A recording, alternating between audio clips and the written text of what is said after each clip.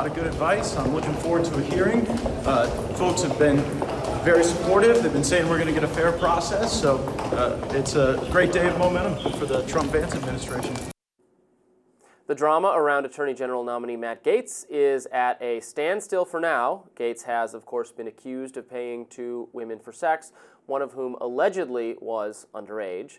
He denies those accusations. Many lawmakers are lobbying for the release of a congressional ethics report on his alleged behavior, while others argue it should be kept at close hold.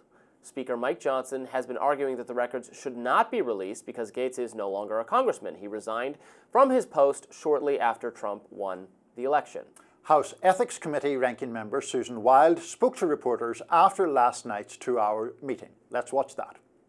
I'm not going to get into our discussions because I don't believe that we should be disclosing anything that happens in that committee room, and I would not be even commenting to this extent, except that the chairman has essentially suggested that there was agreement of the members of the committee, which there most definitely was not.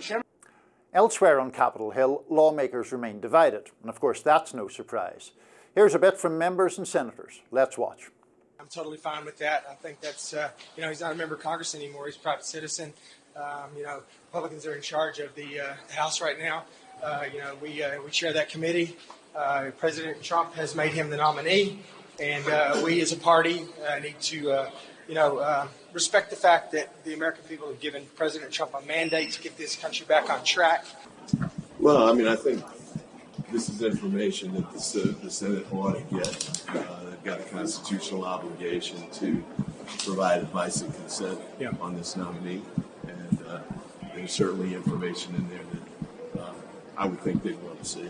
I'd be surprised if any of this is true, but again, he's very controversial, and the Democrats hate him, and they're going to try to do everything they can to keep him out of that seat. This is fundamental. This documentation and the report was put together by an absolutely bipartisan panel, equal numbers of Democrats and Republicans.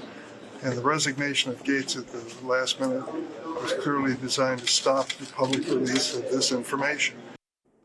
Congress has punted the Gaetz controversy until December the 5th, when the committee will reconvene. Meanwhile, another controversial Trump pick, Pete Hegseth, is on the hot seat as new details emerge about alleged sexual misconduct involving him. A police report that CNN obtained reveals details that the nominee for Secretary of Defense was accused of sexually assaulting a California woman in 2017. Per the 22-page report, that accuser claimed that Hegseth blocked her from leaving a hotel room, took her phone, and allegedly sexually assaulted her. The new details lay out competing narratives of what happened between the pair, including conflicting accounts of how intoxicated each one was. Hegseth denies any wrongdoing, and he was not charged with a crime in connection with the allegation. He did enter into a settlement agreement with his accuser, a non-disclosure agreement that is, and the amount of money he paid remains unknown. Reacting to this news, Richard Hanania posted, quote, "Conservatives focus on the Hegseth rape allegations, say it's unproven, and so admit they don't care if a married man goes around trying to sleep with every married woman he comes across. Republican events no less. MAGA reaches new levels of depravity all the time." And Zed Jelani tweeted, "Police and prosecutors didn't pursue Hegseth, and he deserves due process in that case. He still was unfaithful to his family, and it's catching up to him with this national embarrassment." Look, I don't really care about the marital drama that Pete Hegseth or any other nominee is involved with. People's lives are complicated, and also I can't put any stock in a Me Too allegation that was not prosecuted, and that to me doesn't really matter. The Matt Gaetz situation is much more serious because this is an ongoing. It first of all involves someone who's underage, allegedly, and there is a report about it that I can't quite see. I can't agree with Republicans here that it should remain secret. It's very relevant to a person who was just picked to be Attorney General, and I have to imagine we should be allowed to see it and that we will see it. Isn't someone going to, I mean, you know this better than I do from reporting it. Somebody's going to leak it. We are going to see what it says. No, absolutely. I mean, obviously, Democrats feel that it should reach the light of day, and I agree that there is obvious validity to knowing what the allegations are. I'm for disclosure. I don't like when the government keeps things secret. They compiled this report.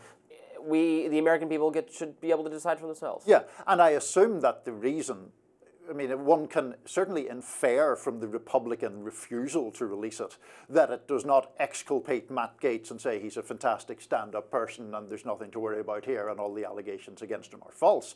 Now, look, I take the point that there is a standard that needs to be reached for criminality to be proven beyond reasonable doubt in a court of law. There is a different standard regarding whether someone is an appropriate person to serve as Attorney General or not. There have been a number of allegations against Matt Gaetz. Those have not resulted in criminal charges against him. Those are the result of sworn statements in some cases from these two women who have come forward.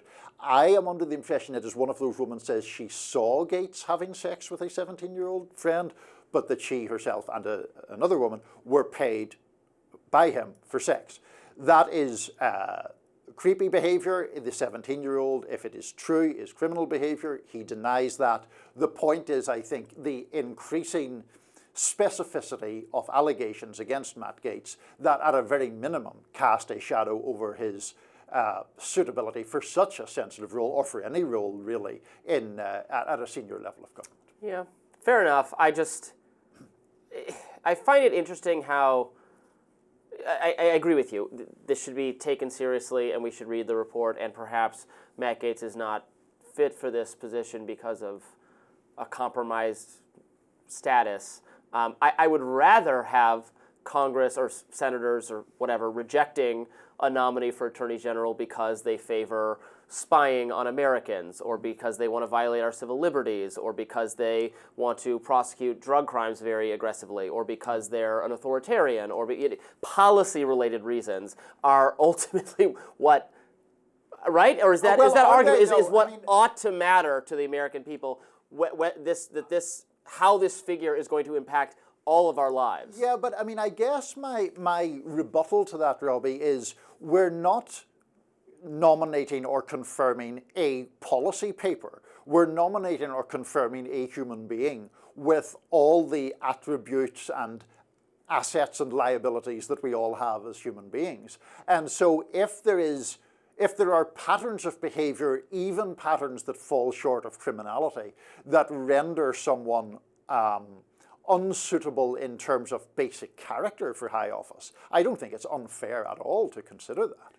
Well, I'm not saying it's unfair to consider it. It's just what matters in terms of character. Consider the Secretary of Defense. If the Secretary of Defense, favors policies of intervening in tons of war and starting military conflict ever, and it's going to result in thousands or millions of deaths, as the invasion of Iraq did, is that not more of a character defect than you had an affair or something while you were married? I mean, look, in terms of if there are people having consensual extramarital affairs, I don't personally care about that, and for me that doesn't remotely rise to the level of a sufficient character flaw to stop someone from high office.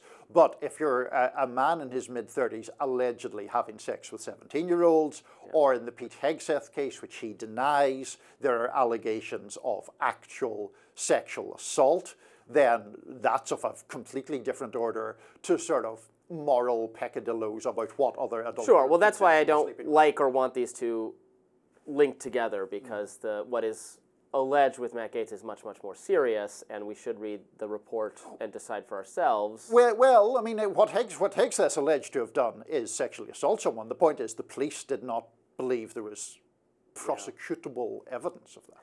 There's a lot. Matt Gaetz is also accused of just a higher number of incidents and a variety of things. But, you could say, Dick Cheney, squeaky clean, right? There's not a whiff of sexual whatever, and was, in my view, a very bad vice president. Was the architect of disastrous policies that ruined the Middle East and got people killed. And I don't know how to, sometimes I get hung up on this, how we care so much about moral defects of a personal nature, and when policy is what we should care about. But not that they're totally mutually exclusive. I was going to say, I think we can care about both. I just think if Matt Gaetz goes down, we're going to get an ardent drug warrior, surveillance person, etc., and that will be a shame in that ways, although if the stuff in the report is true, I don't see how anyone probably could confirm him, but we will find out. We shall see how it goes. More Rising right after this.